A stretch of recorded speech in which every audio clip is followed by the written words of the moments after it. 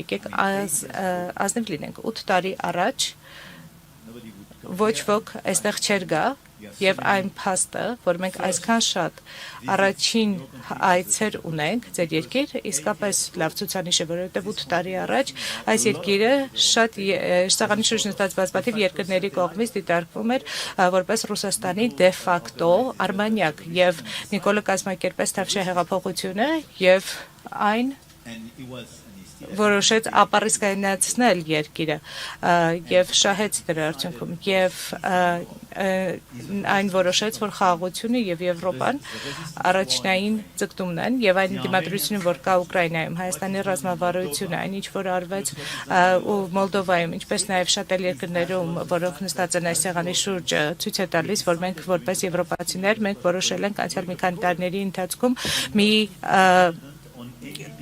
ազանգ հնչեցնել միասնաբար զարթոնքի համար եւ հենց ռազմավարական ինքնավարությունը հենց այսպեսի մեծ ուժի միտված predictable